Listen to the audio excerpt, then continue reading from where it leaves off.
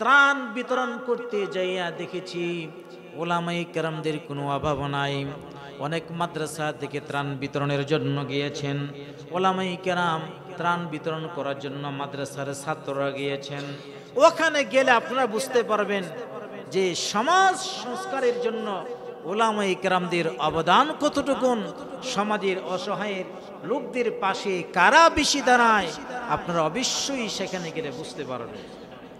অত্র এলাকার ভিতরে আপনারাই নিজেদের দিকে লক্ষ্য করে দেখুন, কয়জন মানুষ আমরা তাদের পাশে দাঁড়াইতে পেরেছি, কয়জন মানুষ আমরা নিজেরা একবেলা না খেয়ে তাদের খাবারের ব্যবস্থা করেছি। খুঁজলে পাওয়া যাওয়াটা বড় দুষ্কর। ওলামায়ে কেরাম অনেক সময় দেখা যায় নিজেদের পকেটের টাকা দেখা যায় বিভিন্ন জায়গা থেকে তারা ঘুরে ঘুরে মানুষদের কাছ থেকে ত্রাণ সংগ্রহ করে, এরপরে তারা গিয়েছেন। অনেক সময় দেখা যায় তারা খাবারও ঠিক মতো খায় নাই। আমরা গিয়েছি, আমরা যতক্ষণ পর্যন্ত রয়েছি, কারণ ওখান থেকে টাকা খরচ হবে সেই চেষ্টা আমরা সচরাচর করি নাই। কিন্তু দেখা যায় অনেকেরাই ত্রাণ দিতে গিয়েছে নাকি তারা আনন্দ ফুর্তি করার জন্য গিয়েছে, এটা বলা বড় মুশকিল। কারণ সেখানে গিয়ে ধুমধাম এই ত্রাণের টাকা খরচ করে তারা খাইতেছে। তাহলে আমি যে অসহায়ের জন্য সহযোগিতা করলাম, অর্ধেক তো আমি আমার নিজের পেটের ভিতরে ঢুকে ফেললাম। আমরা তো সেখানে ঘোরাঘুরির জন্য যাই নাই, সেখানে আমরা গিয়েছি গরিবদেরকে সহযোগিতা করার জন্য। সুতরাং এই জিনিসগুলো আমাদের খেয়াল রাখতে হবে। যাদের দ্বারাতে আমরা ত্রাণ পাঠাবো, কাদেরকে দিতেছি, তারা কি সমাজের ভিতরে বিশ্বস্ত কিনা, এই সমস্ত লোক দেখেই ত্রাণ দিতে হবে, নতুবা আপনার ত্রাণগুলো বিফলে চলে যাবে। আমার ভাইরা, এই জন্য নিঃস্ব দরিদ্র ক্ষুধার্ত যারা, তাদেরকে খাদ্যের ব্যবস্থা আমাদেরকে করে দিতে হবে। সূরা বালাদের 14 থেকে 16 নম্বর আয়াতে আল্লাহ পাক রব্বুল আলামিন বলেন, আও ইতআমু ফি ইয়াউমিন যী মাসগাবা ইয়াতীমান যা মাকরাবা আও মিসকিনান যা মাতরাবা। আল্লাহ পাক রব্বুল আলামিন বলেন, যারা দুর্ভিক্ষে নিক্ষিপ্ত হয়েছে তাদেরকে তোমরা অন্ন দান করো, এতিম যারা তাদেরকে সহযোগিতা করো, আও মিসকিনান যা মাতরাবা, অসহায় যারা ধুলায় দূষিত হয়ে গেছে তাদেরকে তোমরা সাহায্য সহযোগিতা করো। কারণ হলো যারা তাদেরকে সাহায্য সহযোগিতা করবে না, দুঃখী মানুষের পাশে দাঁড়াবে না, কিয়ামতের ময়দানে জাহান্নামের আগুনে জ্বলতে হবে। আল্লাহ পাক রব্বুল আলামিন বলেন সূরা মুদ্দাসিরের 42 থেকে 44 নম্বর আয়াতে আল্লাহ পাক রব্বুল আলামিন বলেন, মা সালাকাকুম ফি সাকার ক্বালু লাম নাকু মিনাল মুসাল্লিন ওয়া লাম নাকু নুতঈমুল মিসকিন। কিয়ামতের ময়দানে জাহান্নামীদেরকে জিজ্ঞেস করা হবে, কেন তোমরা জাহান্নামে এসেছো?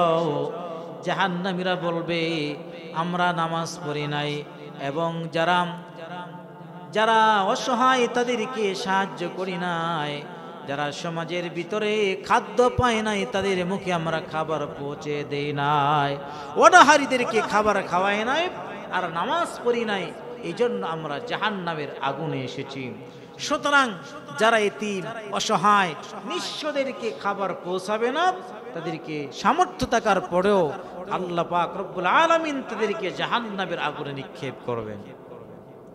4 নম্বর মানব সেবা হলো, যখন কোনো মানুষ রোগে আক্রান্ত হয়ে যায় তখন তাদেরকে সাহায্য সহযোগিতা তাদেরকে দেখতে যাওয়া। তিরমিজি শরীফের বর্ণনা 2737 নম্বর হাদিসের বর্ণনা, قال النبي صلى الله عليه وسلم للمؤمن على المؤمن 6 خصال। একজন মুসলমান আরেকজন মুসলমানের 6টা হক রয়েছে। ইয়াউদুহু ইদা মারিদা, যখন কোনো ব্যক্তি অসুস্থ হয়ে যাবে তাকে দেখতে যাবে। ওয়াশাদুহু ইদা মাতা, আর যখন ইন্তেকাল করবে তখন তার জানাজায় পড়ার জন্য যাবে, জানাজা অংশগ্রহণ করবে। ওয়াজিবুহু ইদা দাআহু, যখন তাকে দাওয়াত দিবে তখন তাদের দাওয়াতে শামিল হবে, দাওয়াত গ্রহণ করবে। ওয়ায়ুসাল্লিমু আলাইহি ইযা লাকিয়াহু, যখন কারো সাথে মুলাকাত হবে তখন সালাম দিবে। ওয়ায়ুশাম্মিতুহু ইযা আতাসা, আর যখন তারা হাসি দিবে তখন হাসির জবাব দিবে। হাসির জবাবে আলহামদুলিল্লাহ যদি কেউ বলে, ইয়ারহামুকাল্লাহ বলবে। ওয়ায়ুনসাহু লাহু ইযা গাবা ওয়া শাহিদা, অবস্থিত অনুপস্থিত যারা আছে তাদের কল্যাণ কামনা করবে, তাদের জন্য কল্যাণের দোয়া করবে, কল্যাণের কামনা করবে। এই ছয়টি হলো একজন আরেকজনের হক, একজন মুসলমান আরেকজন মুসলমানের হক। এই হকগুলো, অধিকারগুলো অবশ্যই আদায় করতে হবে। নবীজি সাল্লাল্লাহু আলাইহি সাল্লাম বলেন, সহিহ বুখারীর বর্ণনা 5373 নম্বর হাদিসের বর্ণনা, কোন ব্যক্তি যখন অসুস্থ হয়ে যায় তখন তাকে দেখতে যাওয়া। নবীজি বলেন, আতইমুল জাইআ, তোমরা ক্ষুধার্তকে খাবার খাওয়াও। ওয়াউদুল মারিদা, আর অসুস্থ ব্যক্তিদের সেবা করো। ওয়াফুকুল আনিয়া, আর তোমরা বন্দী ব্যক্তিকে মুক্ত করে দাও। ক্ষুধার্তকে খাবার খাওয়াও, রোগীদেরকে দেখতে যাও, আর যারা বন্দী থাকে বন্দীদেরকে তোমরা মুক্ত করে দাও। 5 নম্বর হক, 5 নম্বর মানব সেবা হলো প্রতিবেশী যারা, প্রতিবেশীদের সাথে সদ আচরণ করা, প্রতিবেশীদের খোঁজ খবর নেওয়া। দেখা যায় নিজেরা ভালো খাচ্ছে, প্রতিবেশীরা ঠিক মতো চলতে পারে না, খাইতে পারে না, পরিধান করার মতন পোশাকও নাই, দেখা যায় থাকার মতন ভালো একটা ঘরও নাই। আমি তো বেশ ভালো আছি, প্রতিবেশীদের খোঁজ খবর নেওয়া। নবীজি সাল্লাল্লাহু আলাইহি ওয়াসাল্লাম বলেন, সহিহ বুখারীর 6015 নম্বর হাদিসের বর্ণনা, قال النبي صلى الله عليه وسلم ما زال جبريل يوصيني بالجار।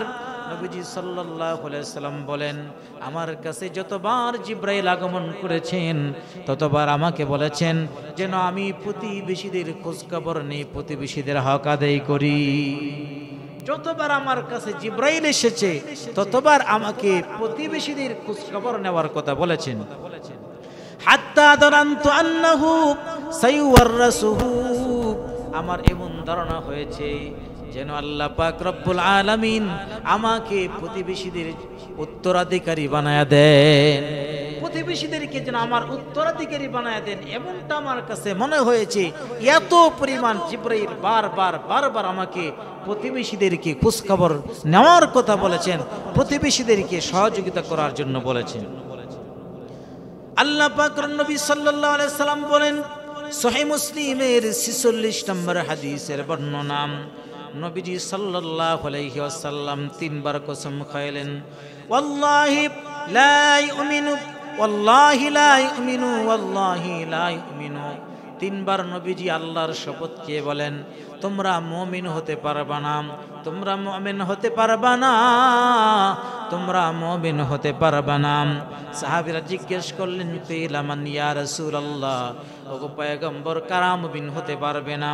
ক্বালা আল্লাযী লা ইয়ামানু জারুহু বাওয়াইকাহু, নবীজি বলেন যতক্ষণ পর্যন্ত যার অনিষ্ট থেকে প্রতিবেশী নিরাপদ না থাকবে, প্রতিবেশীরা তার অনিষ্টতা থেকে নিরাপদ না থাকবে, ততক্ষণ পর্যন্ত পরিপূর্ণ মুমিন হতে পারবে না। আমার দাপট আছে, শক্তি আছে বলে প্রতিবেশীদেরকে কষ্ট দেই, যতক্ষণ পর্যন্ত আমার হাতে প্রতিবেশীরা নিরাপদ না থাকবে ততক্ষণ পর্যন্ত আমি জান্নাতে যেতে পারবো না। সিলসিলাতুস সহিহা নামীয় গ্রন্থের ভিতরে 149 নম্বর হাদিসের ভিতরে উল্লেখ করা হয়েছে, নবীজি বলেন, লাইসাল মুমিনু আল্লাযী ইয়াশবাউ ওয়া জারুহু জাইউন ইলা জানবিহি। নবীজি সাল্লাল্লাহু আলাইহি ওয়াসাল্লাম বলেন, ততক্ষণ পর্যন্ত মুমিন হতে পারবে না যতক্ষণ পর্যন্ত দেখা যায় প্রতিবেশীরা কষ্টে দিন কাটায়, ক্ষুধার্ত অবস্থায় থাকে, আর পাশের লোকেরা উদর পূর্তি করে খাবার খায়, প্রতিবেশীরা ক্ষুধার্তে কষ্ট করে, যতক্ষণ পর্যন্ত ক্ষুধার্ত ব্যক্তিদের ক্ষুধা নিবারণ না করবে ততক্ষণ পর্যন্ত মুমিন হওয়া যাবে না, মুমিন হতে পারবে না। এজন্য প্রতিবেশী যারা ক্ষুধার্ত, প্রতিবেশী যারা অসহায়, তাদের খোঁজ খবর আমাদেরকে নিতে হবে।